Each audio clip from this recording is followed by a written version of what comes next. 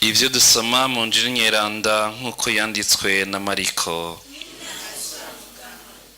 Abigishwa bagasangwa bari bibagiye kuzana imikate, bari bafise umwe musa mu bwato. Yezu arabihanikiriza ati, muragabe mwirinde umwambiro w'abafarizayo n'umwambiro wa Herodi. Nabo bavugana uko ivy'imikate batazanye. Yezu abimenye ababwira ati, ni kuki muvuga ivy'imikate mutagira?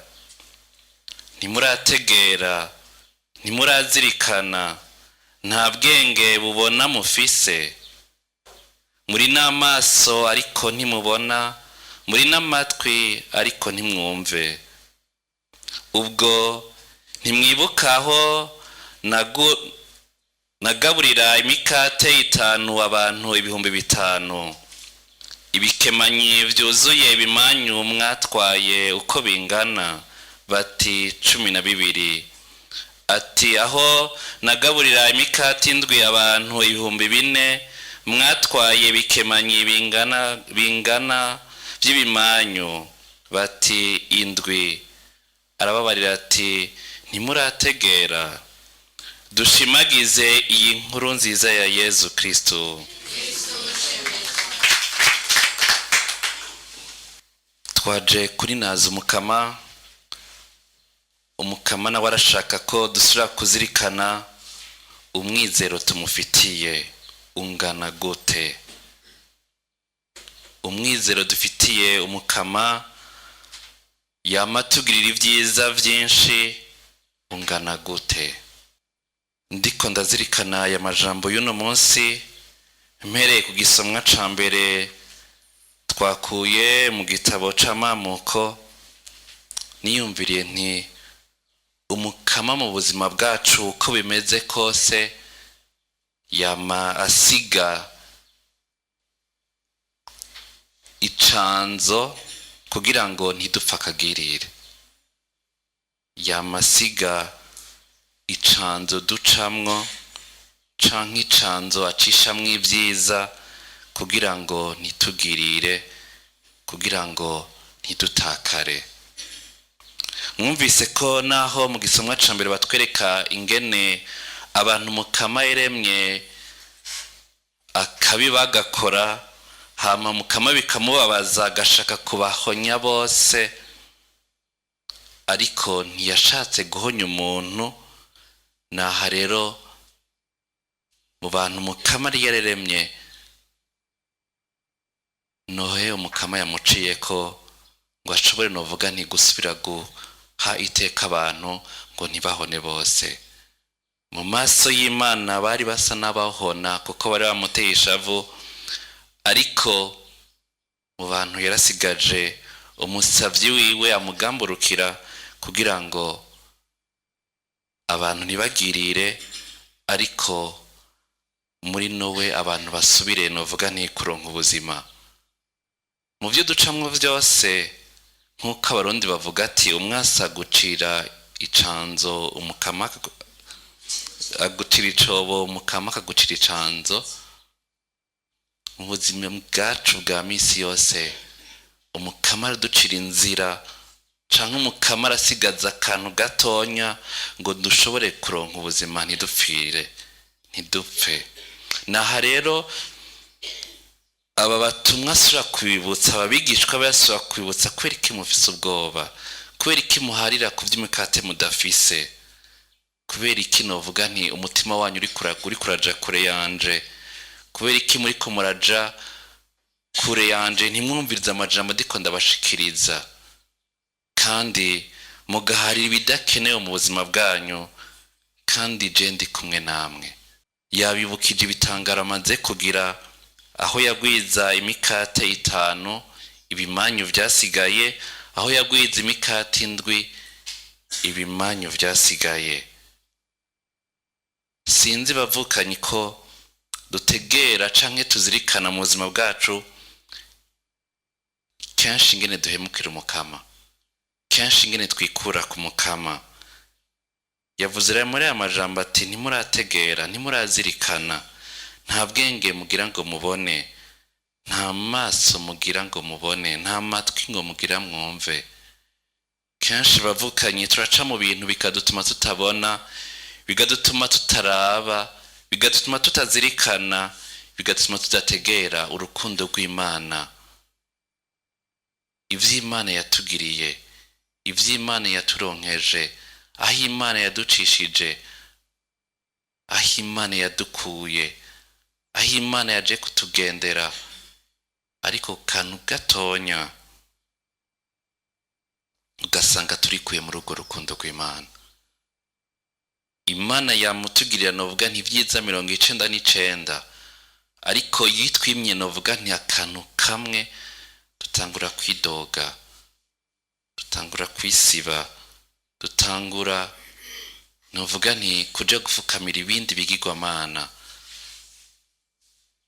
tukibagira umwizeri dufitiye, tukibagira ko hahandi yadukuye hamwe vyari vyaheze, tukibagira ko yaje kutugendera kabaye, tukibagira ko yaje kutugarukirako bose badutaye.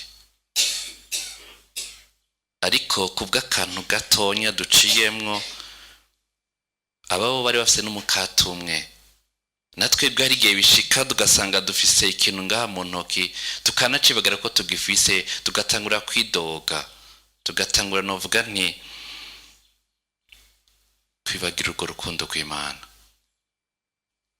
Ico Umukama ashaka ko twibutsa nuko twomwizigira, nuko twomwishimira, nuko twoshira amizero yacu kuri we, naho tubona ko vyose vyaheze, naho tubona ko vyose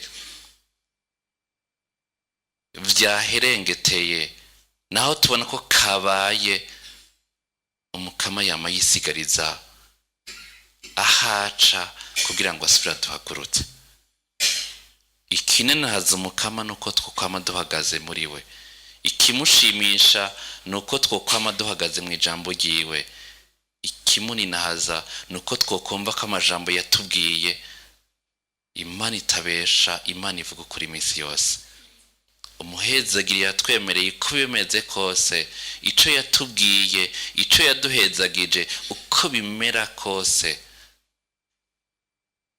yamirondera inzira icamwo kugira ngo twishikire. Naho tumwikurako, naho tuja kure yayo, naho tumwibagira, we ntashobora kutwibagira na rimwe. Nico gituma rero bavukanye twebwe turiko turumva aya majambo, twebwe turiko turazirikana ivyo yadukoreye, twebwe turiko aratwibutsa aciye ku bubasha bwa Mutima Mweranda aho yaducishije, aho yadukuye, ivyo yatugiriye muri ca gihe twavuga ati Aba dawe, muri ca gihe twaduza amaboko tukamuninahaza. Uwo musaraba uri kurikorera uno munsi, ivyo biriko birakuremera mu buzima, ivyo biriko birakunanira novuga nti gutambuka ushingura, uza ku Mukama, kuma wizigiye Umukama. Yobu ni wavuga ati namba nakira ivyiza vy'Imana nk'ingabire n'Umukama ndonkeje, kubera ikibi byo nto vyakira nkuko nyene. Namba navuye mu nda ya mama ataco mfise, nzosubira ataco mfise. Amaze novuga nti guca mu magorwa kenshi, bigatuma novuga ntadatahura urukundo rw'Imana. Yavuze ati nahora numva bakuvuga, nakumva mu majambo, ariko ubu nakwiboneye. Kuko Umukama yari yaje kumubaza ati igihe nari misi niho wari, igihe narima inyenga niho wari, igihe nagira ibi niho wari, igihe Umukama yakurema, igihe Umukama yagukujije, igihe Umukama yagukuye muri bijya bindi byose waciyemwo, si kubw'inguvu zawe ariko ni kubw'ububasha bwiwe. Naho buraje niho buri. Nico gituma rero bavukanye two kwizigira iyo Mana, tugashira umwizero wacu wose mu Mana. Yo izi ugutambuka kwacu, yo izi kuramuka kwacu, yo izi kandi yo ituzi mu izina, yo izi kazoza kacu, yo izi kubu kacu, iyo izi vyo wacu vyose. Kubera iki tutoyizigira? Mpora mbona igihe umuntu afashe taxi bwije, n'umushoferi atamuzi arumva ko uwo muntu aza kumushikana hagiye, urumva ko aza kugushikana umbwiye ati anangahe, urumva ko aza kugushikana, urumva ko ufite la confiance yuko agushikana ushaka kuja. Nk'iswe Imana rero yo izi byose mu buzima bwacu, iki dushaka kuno munsi nuko twoyizigira uko bimeze kose, ibyo uri kuracamwo byose irabizi, irametwiza la situation uri kuracamwe. Iki gusaba gusa nukugira la conscience muri nukuyizigira. Twisabire muri no kanyira ndayimisa bavukanyi kwizigira Umukama, kumwishimira. Niwe mugenga w'ubuzima bwacu, niwe kanyamuneza kacu, niwe amahoro yacu, niwe vyose mu buzima bwacu. Tumwizigire. Abamwizigiye ntibigera bamaramara, abamwishimiye ntibigera bagera amazima yongo, abamwizigiye bavukanye bamana amahoro iminsi yose. Tumwizigire natwe, tumwishimire, kuko ni watubwira ati nimurondera ubwami n'ubutungane bwayo, ibisigaye azobituronsa.